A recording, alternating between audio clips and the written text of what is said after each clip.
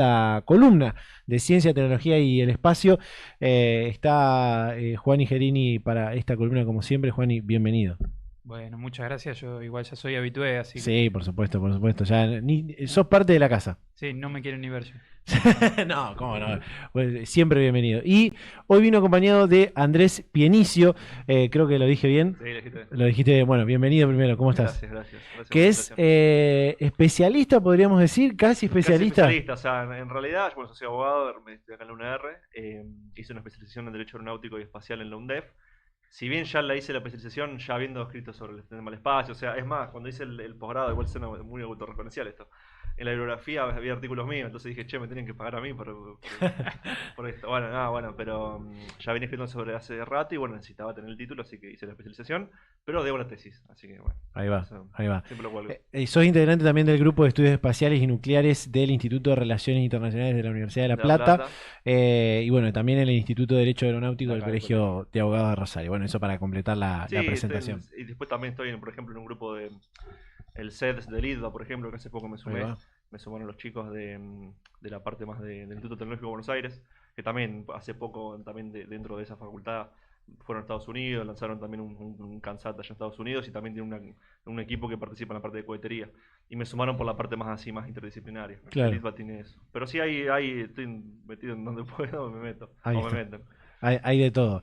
Hoy vamos a hablar de, si llegamos y podemos agotar el tema, buenísimo, si no vamos a tener que hacer una segunda parte. Acá siempre Y pasa hay de eso, por ahí todo, Rodolfo. nos queda, no llegamos con el tiempo. Pero vamos a hablar de derecho espacial, Sí. si se quiere. Un poco había surgido, no me acuerdo por qué, una pregunta, pero siempre cada tanto hay alguna pregunta relacionada a derecho a qué se puede hacer respecto al uso del espacio. Bueno, hay muchas cosas que, como en el espacio no tenemos fronteras visto desde arriba, entonces en donde surgen muchas veces los problemas. Entonces hay muchas curiosidades interesantes para charlar. Sí, no se puede, creo que también una vez hablaste de los acuerdos de Artemisa, o sea, no se puede Sí, desvincular tampoco la política del hecho espacial. claro. Claro, Es más, hay una parte de la ciencia política que habla de la astropolítica, y hay gente que se dedica a la astropolítica, que es el estudio básicamente de la política, de la política espacial, de la política del espacio. Y el derecho también entra ahí, pero bueno, obviamente el derecho llega después que la política, entonces como que bueno, en algún punto está bueno ver el derecho, pero también está bueno ver los debates anteriores que generaron un tratado, en fin. Yo quiero entrar con esto, inaugurar con esto. ¿Qué se puede regular en el espacio? ¿No? Porque un poco el derecho viene a eso, ¿no? A regular o a legislar algunas cosas. ¿Qué son esas cosas que se pueden legislar o regular? Y el tema es el siguiente, ¿viste? Como es, vos tenés en los estados tienen Sí, soberanía, poder o territorio, bueno, tienen sus constituciones y regulan dentro de su territorio. A nivel internacional no tenés un gobierno mundial. Pasa claro. con todo, o sea, por eso están Naciones Unidas, que tampoco no llega a ser un gobierno mundial. Entonces en la comunidad internacional es medio una ley de la selva, ¿viste? Cada uno, se habla mucho del realismo en las relaciones internacionales porque, bueno, es como el que tiene más poderes, el que impone su agenda o su hegemonía. Y en el espacio pasa lo mismo. O sea, en el espacio exterior es la proyección de esa política al espacio exterior. Armando Coca, que fue un argentino, uno de unos pioneros del derecho del espacio, habla de eso, habla de la proyección del derecho al espacio. Es como que es lo mismo problema, se trasladan al espacio exterior. Y después en regulación, bueno, el hito que fundamental fue el lanzamiento del Sputnik en 1957. Ese primer satélite es el que genera el debate. Así, che, bueno, ahora si podemos mandar un aparato que está encima de todo y nadie lo puede controlar, porque en el espacio aéreo vos tenés forma de controlar el quién ingresa y quién no en el espacio aéreo. En el espacio exterior no. Claro. Entonces, ¿y ahora qué hacemos? Y ahí se genera la crisis del Sputnik y bueno, y surge toda la discusión jurídica que ya venía arrastrándose, pero bueno, se plasma en el primer tratado del espacio en 1967, o sea, 10 años después. Es el que regula, entre comillas, porque si, es como una especie de regulación de principios, o sea, y después ese tratado del espacio tiene varias complementaciones, como el acuerdo de salvamento, el acuerdo de registro de objetos lanzados al espacio, el convenio de responsabilidad, el tratado de la Luna. Eso, el último fue del 70 y pico, 80. Y después de ahí no se hizo más nada. Igual los acuerdos, por más que son específicos y regulan cuestiones puntuales, dejan mucho al azar, o sea, dejan mucho a la interpretación. Son bastante amplios, abiertos. Son amplios porque todo, como todo tratado internacional, vos cuando tenés muchos, son 190 países en las Naciones Unidas. O sea, cuando vos tenés una discusión sobre un tópico, sobre todo discutido, y o se impone una visión o se llega a un consenso más o menos armónico, que obviamente eso dispara después ciertos problemas, porque por ejemplo ahora se está discutiendo de nuevo, o se quiere rediscutir el Tratado del Espacio, está Estados Unidos con los acuerdos de Artemisa, bueno, China y Rusia por otro lado, Entonces ahí tenés la rediscusión de esos tratados.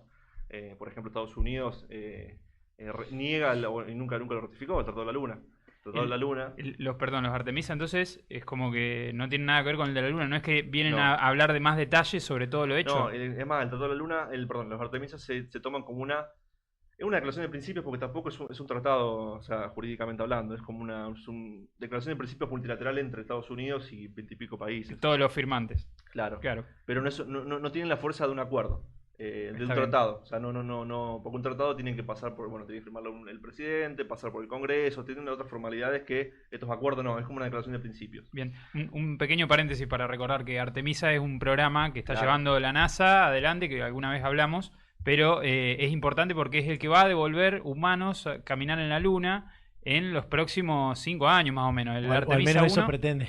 Claro, sí, creo- bueno, se viene posponiendo. Bueno, Artemisa, cuando Estados Unidos lanza el programa Artemisa, acá antes era el programa Constelación, dice, bueno, hagamos la parte científica y también la parte política. Y ahí es cuando saca Claro. los acuerdos de Artemisa y dice, vamos a complementar la parte científica con esto, Mm. que es esto. Y es una reinterpretación de, entre comillas, de ciertas cosas del Tratado del Espacio, desconociendo el Tratado de la Luna. O sea, lo desconoce directamente, Ajá. incluso en la política interna de Estados Unidos y en la legislación interna de Estados Unidos, el Tratado de la Luna es como que no existe. ¿Y por qué niega el Tratado de la Luna? El Tratado de la Luna, que fue el último de los acuerdos, que es el más polémico y es el que está ratificado por creo que 20 países. O sea, como que, si bien está en vigencia porque se cumplieron las pautas que decía el propio tratado, no tiene una fuerza vinculante porque no muchos países lo ratificaron. Entonces ese tratado hablaba de, por ejemplo, que los recursos del espacio eran de patrimonio común de la humanidad. ¿Viste? Como pasa con los fondos oceánicos o con la Antártida. Sí. O sea, que vos no podés explotarlo económicamente o como que No, está tiene muy un limitado. uso científico a lo sumo. Y los acuerdos de Artemisa dicen que el Tratado de la Luna básicamente lo que hacía restringía mucho de la capacidad de que uno podía hacer en el espacio. O sea, el tema de el uso de recursos, toda la cuestión científica, pues, bueno, es discutido porque si uno lee los acuerdos de Artemisa, en algún otro artículo dice, por ejemplo, el tema de la apropiación de recursos, habla ahí de un poco, o sea, lo da a entender el tema de la comercialización, el tema habla un poco más de los privados, si bien es amplio, porque es como todo esto es amplio, deja lugares, también habla, por ejemplo, una parte de militarización, habla de las zonas de seguridad. Que Esa parte es clave, ¿eh? Que eso, bueno, también choca con lo que es todos los tratados anteriores porque habla un poco de esto, de la no militarización, o también no uso de armas nucleares. No militarización de espacio. tu espacio. Del espacio exterior, en general. Lo que hacen los Artemisa hablan de zonas de seguridad. Dice que vos en una determinada zona, por ejemplo en la Luna, podés establecer una zona de seguridad. Y como Claro. que ahí en principio no se debería perturbar. Pero ¿con Claro. qué criterio, digamos? ¿Con que llegué primero y yo delimito mi zona? Y hay un poco de eso. Es como Porque- el primero llegado, primero servido. Porque recordemos que paralelo a este programa Artemisa de Estados Unidos, también China tiene su propio programa lunar en el que ellos van más callados, más de Cayetano, pero van haciendo lo suyo y avanzan a paso Está muy más- está más firme. avanzado, te digo, Y es no, más, no. quizás lleguen Ah, con humanos nuevamente, quizás lleguen antes los chinos que la NASA. Sí, incluso en la lógica No sabemos. en la lógica china es como más, dale, vamos con todo, ¿viste? El tema ellos tienen un problema con el manejo de residuos, por ejemplo. Ellos cuando hacen lanzamiento, el centro espacial de ellos está muy metido en el territorio. Claro. Entonces los cohetes, o sea, los cohetes auxiliares, o sea, la parte que se descarta, muchas veces cae sobre el propio país de China. Este fin de semana Este fin de semana cayó uno. Entonces... la gente corriendo porque caía un cohete Hay un cohete... tirando humo naranja, súper Sí, tóxico. sí. Estados Unidos, a diferencia, o sea, en sentido controla más, bueno, habla mucho, bueno, SpaceX, temas de la reutilización, si bien es una empresa privada, está mucho más metido esa agenda, incluso ellos lanzan y los restos de los cohetes están siempre al mar. En China no pasa, en China dice, vamos para adelante, mandamos a la luna y bueno, vamos qué pasa. Pero Ya- sí, es una carrera. Ya quiero saber algo de SpaceX, pero digo, esto entre comillas, me preocupa, a mí no me tiene que preocupar nada, porque no estoy metido en el negocio, pero me preocupa esta cuestión quien llegue primero al espacio puede, como entre comillas, hacer lo que quiere. Primero, bueno, hay Porque digo, llega, como vos decís, por ahí China está más avanzado, llega primero y dice, bueno, no, a partir de hoy el 70% de la luna me pertenece. vos que hablabas de regulaciones, la única regulación bastante estricta en algún punto que hay en el espacio es los satélites gestacionarios. ¿Por Claro. qué? Porque los satélites gestacionarios tienen que estar en la órbita básicamente en un grado 0, 1 del Ecuador. Es como que hay una cantidad de posiciones finitas limitada. para ocupar. Claro, como Ahí 365 grados y vos tenés un satélite en cada grado, entonces ahí, y eso que son todos satélites de telecomunicaciones, ahí sí está la UIT, que ahí sí regula el tema de las bandas o el tema de las frecuencias y de los espacios que se pueden ocupar. Claro. Que por ejemplo cuando pasó el tema del ARSAT, en su momento el ARSAT 3, la discusión venía por ese lado. porque vos para hacer una constelación completa de satélites geoestacionarios de comunicaciones necesitas 3, para cumplir para abarcar toda toda una cara de la Tierra sería. Como están tan alejados, abarcan mucha superficie. Entonces, ¿qué pasó? Necesitaban 3, acá se lanzaron 2 y faltaba el tercero. Entonces, si vos no lo lanzabas, perdías ese espacio asignado, que te lo dan por cierto, no sé, 10, 20 años. Entonces tuvieron que contratar un satélite canadiense que estaba en retirada para ponerlo en ese lugar y no perderle esa asignación. El lugar de estacionamiento, imaginemos que claro. había que ocuparlo con algo porque si no lo iba a ocupar alguien y que encima es recodiciado ese que tiene otorgado Argentina, la exposición argentina, porque los satélites estos geoestacionarios ocupan todo en longitud, digamos, y estamos en la misma longitud en el planeta que Estados Unidos y toda América prácticamente. Claro. Y antes de esta regulación que hizo la OIT, que eso se tuvo que hacer porque si no era, no sé si era la guerra, pero era bastante desastroso, cuando se llegó a un trabajo de asignación y eso, ya había habido mucho avance por parte de Estados Unidos, de Rusia, entonces muchas órbitas ya estaban ocupadas. Entonces ahí se discutía esto, el primero llegado, primero servido, o sea, si yo llego primero ya está. Y pasa que pasa eso, porque vos podés ser el mejor tratado del espacio, pero si uno tiene los medios para ver un satélite, es como que muy lindo. Claro. Colombia, por ejemplo, cuando sancionó su constitución, hace como en los 70, hace también lo que llaman la Declaración de Bogotá. Ellos decían que la órbita geoestacionaria era propiedad de ellos, porque estaba como proyectada para el cosmos desde su territorio. Ellos están sobre el Ecuador.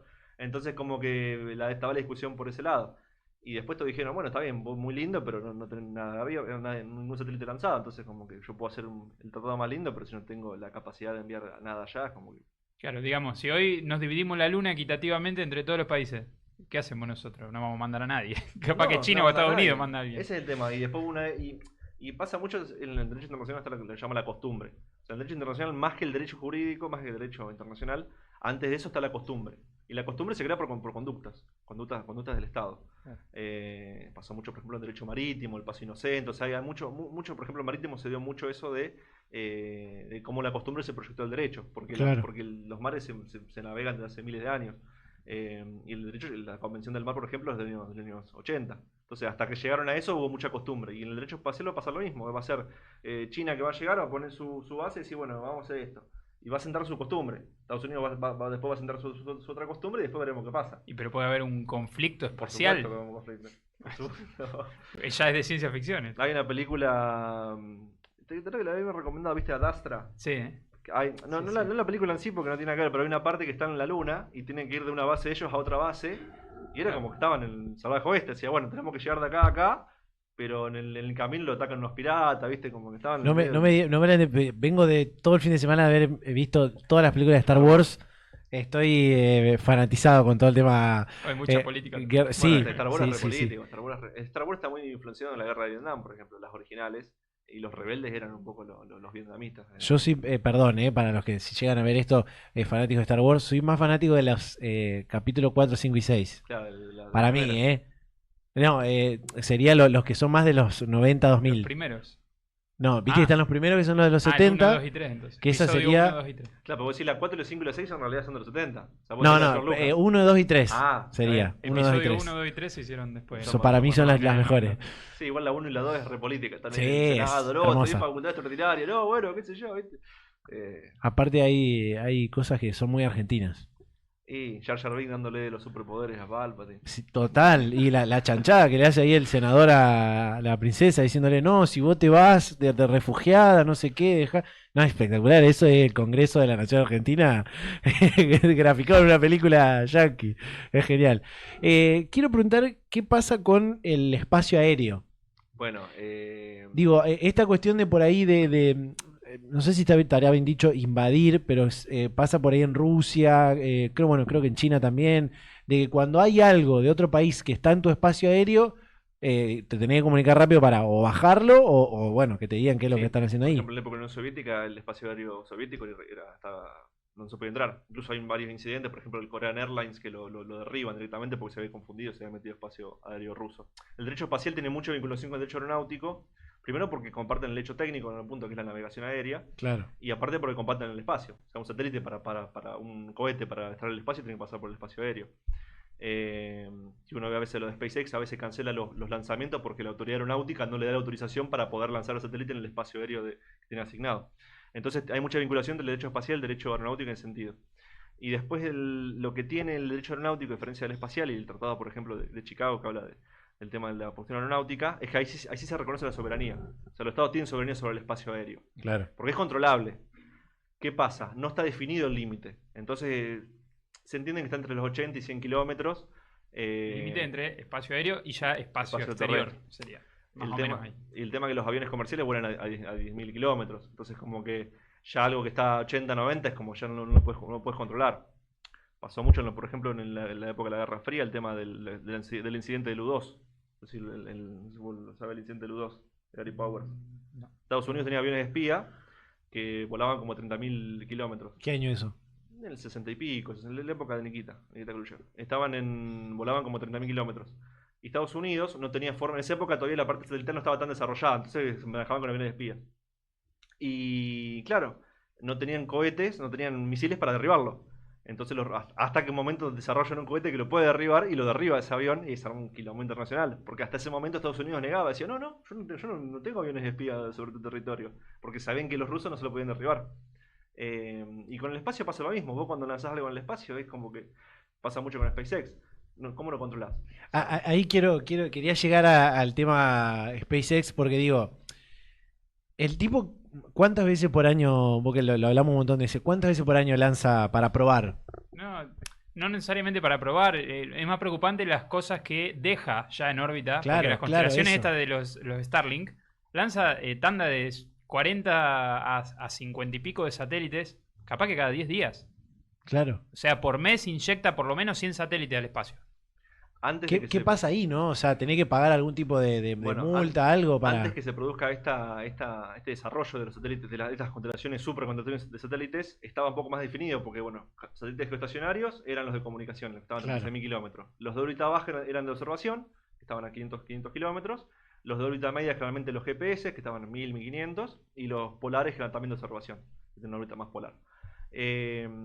Y después, ya en los últimos años, desaparece esto de las superconstelaciones, porque los satélites Starlink son de comunicaciones. Pero en vez de lanzarlo a la órbita geoestacionaria, porque esto te decía, vos para la geoestacionaria con 3 satélites cubrís toda la superficie. Claro. Pero acá para cubrir toda la superficie, como están a 300, 400 kilómetros, estás muchos satélites. Entonces el proyectan, no sé, no muerden 50.000, 80.000. Sí, una locura. una barbaridad. Más Decenas de chiquitos. miles. Pero bueno, eso te genera mucho conflicto porque te estás lanzando muchas cosas al espacio. Y bueno, si bien está el convenio de responsabilidad sobre el tema de los daños producidos por objetos en el espacio exterior, es como medio ahí si te compras ese cohete y reclamarle a... Bueno, acá han caído acá en Argentina. La Salyut 7 cayeron varios restos acá. La puerta está acá en Oro Verde, en Entre Ríos, en Capitán Bermúdez también un par de restos. Porque encima Argentina está en el trayectoria de la órbita cementerio. Cuando un satélite se acaba su funcionamiento y lo quieren tirar, lo tiran a la zona Pacífico. O sea, ¿viste? De Chile para el otro lado. O sea, que en Claro. esa zona no hay nada. ¿Qué pasa? Cuando se equivocan y pasa de largo y que puede caer en Argentina. O que cae medio descontrolado, que a veces no cae tan controlado las No, cosas. y a veces Claro. caen en Australia, o generalmente están en el cono sur, las órbitas cementerio. Pero bueno, es como un lejano oeste. Y Estados Unidos, Starlink, la habilitación que tiene para lanzar esos satélites, se los da a Estados Unidos. Entonces Estados Unidos habilita a su empresa privada para lanzar 1.000 satélites, o 10.000, 20.000. Claro. Pero no le pregunta a los demás países, o sea, lo lanza. Y después te genera todos estos problemas porque si, che, lanzaste 80.000 satélites y yo tengo un telescopio y me genera contaminación que no puedo observar porque tengo un coso luminoso que me está pasando por Hay enfrente. telescopios que son millonarios las inversiones y están preocupadísimos por este tipo de falta de regulación. Y bueno, y en Naciones Unidas está la COPUOS, que es la comisión que se encarga de toda esta parte espacial. El tema que llega tarde, como todo. O sea, siempre el derecho llega tarde. Entonces, ahora se está hablando de gobernanza. Ahora en septiembre hay un congreso también. ¿Gobernanza espacial? Sí, se habla mucho de gobernanza ¿Cómo, espacial. cómo sería eso? Y de esto mismo, o sea, de controlar el tema del tráfico espacial, se habla mucho también del tema de residuos. Por ejemplo, hace poco también Japón está bastante metido en eso, porque estas cosas que quedan dando vuelta, si no reingresan, quedan ahí dando vuelta. Entonces te generan posibles colisiones, que han habido en su momento, y a veces se producen. Entonces se habla de gobernanza espacial para poder mitigar un poco esto o sea, de los desechos que quedan de la parte que no se utiliza. Porque si un satélite eventualmente cae a la Tierra, puede tardar años, dependiendo de la altura en la que está, puede tardar años, siglos. Un geoestacionario puede estar siglos dando vuelta ahí sin funcionar, porque la vida útil de un satélite depende mucho de la parte técnica. Se puede estar 10, 20 años, 15 años, pero se rompe no sé, un panel solar y ya dejó de andar. Entonces se está hablando mucho de eso, la gobernanza y qué sé yo. El tema es que vos tenés eso, pero por otro lado tenés China que hace esto, bueno, Estados Unidos también que está con Starlink. Es como que si bien en los foros internacionales se ponen de acuerdo en ciertas cosas, después cada país hace lo que quiere. ¿Y eso que son como organismo o algo que se desprende de la ONU o de dónde? Pudo salir, sí, depende de la Asamblea General de Naciones Unidas, que se crea justo cuando se discutan los tratados del espacio. Pero bueno, tiene un rol así de participación, de participan todos los países. Claro. Pero no, desde el 80 que fue el último tratado, no, si bien hubo declaraciones de principios, no hubo mucho más. La última que hubo declaración fue de este año, fue la declaración de Lisboa, que habla básicamente sobre esto, del tema de la gobernanza, de la Agenda 2030, de la sostenibilidad, la democratización del acceso al espacio, y bueno, y como que proyecta una agenda para ahora en septiembre discutirlo en el Congreso del futuro. Lo más ordenado políticamente sería ir por esas discusiones y esa adherir ahí y no hacer lo que hizo Argentina el año pasado, que fue firmar el Tratado de Artemisa. Bueno, una de las críticas a Artemisa es esto, que dice, che, Estados Unidos, vos tenés las Naciones Unidas, tenés la COPUOS, ¿por qué te vas por afuera y hacer lo que vos querés y hacer un tratado por aparte? Y Estados Unidos argumenta que es un lugar ineficiente. O sea, dice dos cosas, que las Naciones Unidas es medio ineficiente, pero también dice que quiere llegar a discutirlo ahí ya con algo armado. Entonces como que hizo todo esto de Artemisa. Claro, Y va buscando adherentes. Claro, rosqueó con otros países para... el tema de la adhesión de Argentina era porque... ¿Por qué no le convenía a Argentina Hay adherirse? Ahí con lo de Artemisa de Argentina hay todo un tema, porque Argentina antes de Artemisa estaba con la Agencia Espacial Latinoamericana, que duró no sé, un pedo en el aire, duró 3 meses. Fue un desliz. Un proyecto muy idealista, onda Mercosur, pero con llevar toda la potencia que tiene Argentina en desarrollo de satélite, algo, y otras virtudes de otras naciones, y armar una agencia potente de toda Latinoamérica. Y eso fue mucho antes de Artemisa, va mucho antes, fue en la misma época, pero en ese momento todavía Argentina no se había adherido. ¿Cuál es el tema de la Agencia Espacial Latinoamericana? Nació muerta, porque Brasil en ese momento, que había una disputa política con Brasil, no se adhirió. Y los países con más capacidad espacial son Argentina y Brasil. Entonces ya tu socio no está, y nació muerto. Y después al poco tiempo México se une a Artemisa, Brasil se une a Artemisa, y bueno, Argentina como, ya está, nos tenemos que unir. Y se unió. El tema que eso te limita porque ya te ponen la agenda de ellos. Es como decir, bueno, está bien, vos podés tener la base china con los chinos, cooperar con los rusos, pero si ya te adheriste a la declaración de principio de Estados Unidos, y cerraste un poco tu agenda. Y lo que se espera es un poco de colaboración de Estados Unidos con algunas cosas. Si bien ha habido mucha colaboración, por ejemplo, la serie de satélites SAC de observación en toda colaboración con la NASA. Pero bueno, eso no quita que si vos... Es una cuestión científica, si ya en la cuestión política también te alineás y te limita. Y la Agencia Espacial Latinoamericana, que era un buen proyecto porque surgía como algo independiente, como algo ajeno, ponerle, o por aparte. Porque aparte también el gran problema de lo espacial es que es caro. Entonces, bueno, necesitas cooperación en muchos países, necesitas mucha plata. Por eso la Estación Espacial Internacional hay como 5 o 6 países, no está solamente Estados Unidos. Entonces necesitas cooperación. Y una Agencia Espacial Latinoamericana servía ese rol. Pero bueno, ahora ya no está más, entonces como, bueno, vos te adherías a lo que hacen los demás. A mí me queda la última pregunta, no sé si Juan quiere agregar algo, que querías tocar este tema para abrirlo y ver qué puedo entender de esto. ¿Qué pasa con la comercialización del tema espacial? Y no me refiero a comercialización entre países en el espacio, sino del espacio hacia los países. No sé si me explico. Esa noticia que dicen compró terreno en la Luna. Claro, compró un terreno en la Luna, se compró una estrella, bueno, ese tipo de cosas. Eso no se puede al principio porque el Tratado del Espacio habla de que no, los objetos del espacio, los objetos espaciales, o sea, los astros, los meteoritos, los asteroides, no son en principio objeto de apropiación nacional por privados o por los estados. Claro. Eso dice el Tratado del Espacio. Artemisa un poco se mete ahí un poco en la cuestión esa porque dice que esos recursos se pueden utilizar para, por ejemplo, hacer bases y cosas así. Es como que ahí ya discute un poco la cuestión de la apropiación nacional. Y si vos vas a la legislación interna de Estados Unidos, tiene leyes que hablan sobre básicamente la comercialización de productos de recursos espaciales. Entonces como que depende del estado si te lo habilita. O sea, en algún punto para mí va a pasar lo siguiente. Si vos vas y que hay planes de minería de meteoritos y de asteroides.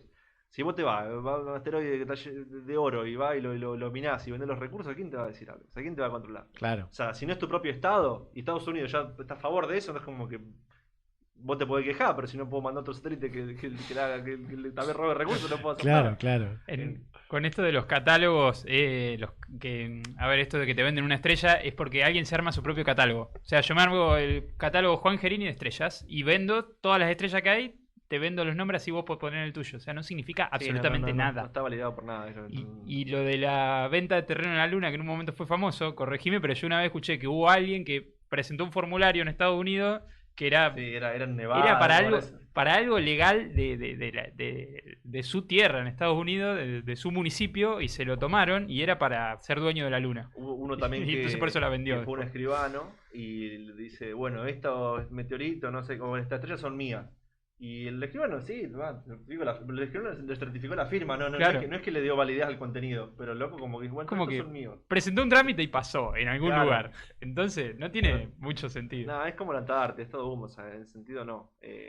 Pero ya es diferente cuando ya es un estado el que va a apropiar o incluso una empresa privada que tenga la capacidad, porque en los últimos años se da mucho esto de las empresas privadas, que fue Claro. un fenómeno relativamente reciente, porque hasta los 90 eso mucho no existía, era siempre estatal la cuestión espacial. Pero bueno, yendo un poquito más allá, ni siquiera somos dueños de un meteorito. Si cae en tu casa, Bueno, corregime, pero ahí el- en Argentina son bienes culturales de la nación, El los único, meteoritos. Mirá. caso, bueno, yo justo mi último artículo es sobre eso, que justo pasé por la facultad a ver si yo estaba publicado, me dijeron que sí, tienen que salir la revista, en fin, que es sobre la naturaleza jurídica de los meteoritos, que fue el único caso vinculado a esto de la parte espacial que llegó a la Corte Suprema, Claro. porque se discutía, bueno, ¿de quién es el meteorito? ¿De la persona de donde cae el terreno, del Estado provincial, Estado nacional, son bienes públicos, bienes privados? Y lo cómico que vos lees el fallo, encima el fallo llega hasta la corte hace la casa siempre, dice, che, esto, no, vos lo jugó de origen y decidan lo de nuevo. O sea, no se pronunció. Nadie. Entonces vos lees todo, son como 4 fallos encima, lees todo y no se termina de entender de quién es el meteorito. Es como que en algún punto, bueno, dice que un bien público de la provincia, porque hay constituciones como la provincial de Chaco y la de porque acá hay un campo muy grande que es Campo de Cielo, que está entre Chaco y. Ay, ¿cuál es la provincia? Santiago. Del Estero. Y que- apenita al norte de Santa Fe también. Que bueno, que hay un lugar que ayuda muchos meteoritos. Incluso está la leyenda del Mesón de Fierro, en fin. Y en las constituciones provinciales reconocen que son bienes provinciales. Entonces, por ejemplo, en este caso había pasado lo siguiente: a un flaco le expropian un terreno y le pagan. Y el loco dice, bueno, pero no me pagaste el meteorito. Que el meteorito, decía, aparte son valiosos porque también se comercializan los meteoritos. Incluso hay muchos temas de robo de meteoritos, tráfico de meteoritos, porque son bienes muy valiosos a nivel de. Porque son cosas que no se consiguen acá, son minerales que no están en la Tierra. Entonces, el loco dice, no, pero no pagaste el meteorito. Y toda la discusión se da sobre eso, de a quién corresponde el meteorito, si era del tipo que le expropiaron, si era de la provincia, si era de la nación. Y vos lees el fallo y no se termina de entender al final de quién es. Pero bueno, yo, por ejemplo, la conclusión que llego es que sí puede llegar a comercializarse en algún punto, porque, qué sé yo, aparte, es discutible que la provincia, no sé, o la provincia o el Estado se apropie de algo que en algún punto es un objeto movible, porque no es un lago que vos decís, bueno, el lago no Claro. lo puedo tocar. Es raro, pero bueno, si te cae un meteorito en tu casa, entonces todavía no estás seguro si Y te va a apoyar la hacete- justicia. No, hacete el pavo ¿De qué y más? venderlo de forma privada. Y bueno, No por el marketplace de Facebook, porque probablemente te Y llega. no, pero cada 2 por 3 aparecen casos de gendarmería o prefectura que agarran gente que trafica meteoritos. Sí. Hay un gran problema de tráfico porque el mercado no está acá, está en Estados Unidos. Incluso vos entras al gift shop, el gift shop, o sea, tiene regalos de la NASA, del Centro Espacial Kennedy, y hay pedazos de meteorito argentino, del campo de cielo, y vos decís, che, ¿esto cómo llegó hasta ahí? Evidentemente alguien lo comercializó en el mercado negro. Claro. Hay un documental y todo sobre el tema ahí del mesón de fierro en Campo de Cielo, que habla sobre esto, dice, che, como que si bien acá acá se entiende como que es un bien cultural en algún punto, en otros países se comercializa. Hay convenciones que se juntan a vender y comprar meteoritos.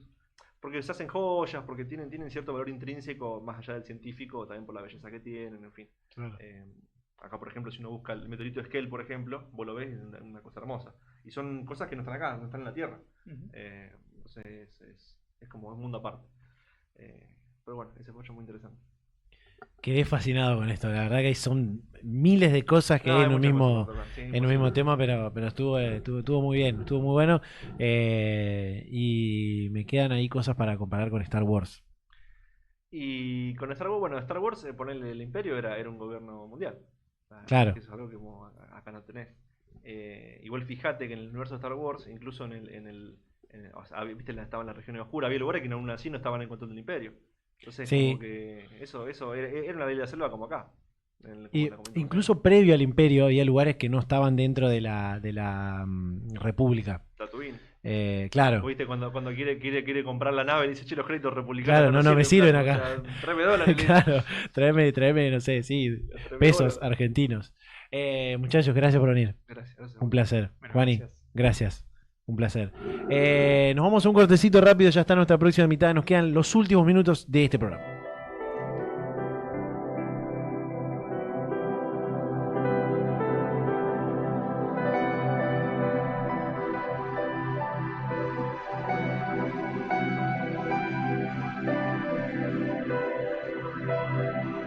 Somos Agofa TV. Agofa TV. Nos ves y nos escuchás on demand. Agofa TV. En YouTube y Spotify. Compartí Agofa TV. Somos lo que vos elegís ver.